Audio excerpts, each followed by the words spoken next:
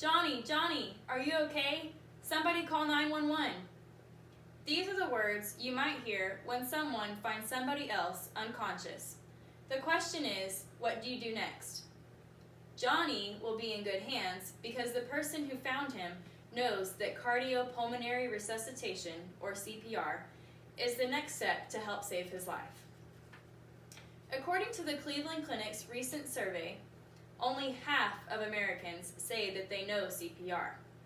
Dr. Steve Nissen of the clinic also stated that when someone is suffering from cardiac arrest, time is not on their hands, which means that knowing the steps are important.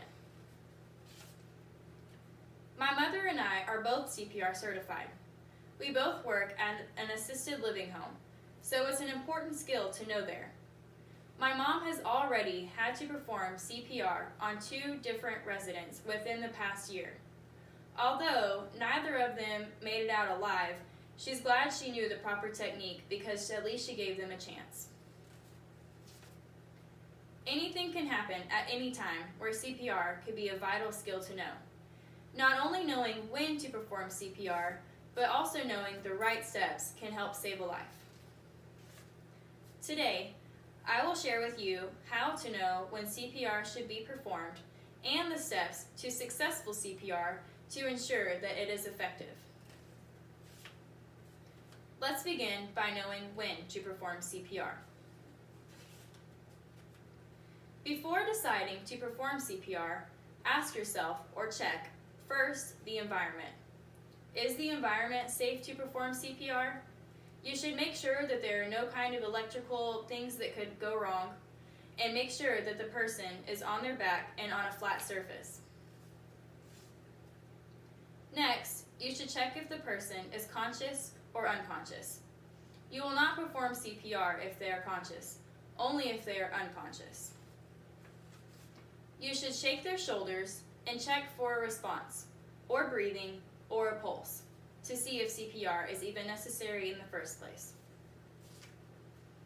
If unconscious, no response, no sign of breathing, and no pulse, go ahead and call 911.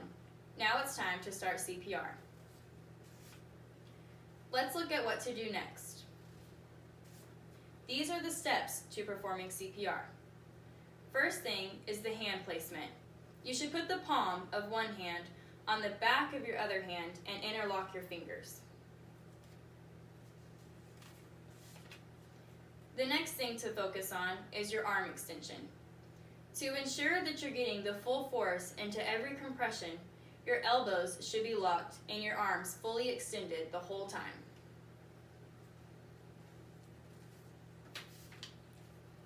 Next is hand placement. redcross.org says that you should place your palm in the middle of the chest toward the bottom of the sternum.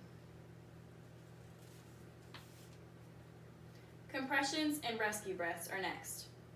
redcross.org also says that you should compress hard and fast. Using your body weight, compress at least 2 inches deep at a steady rate.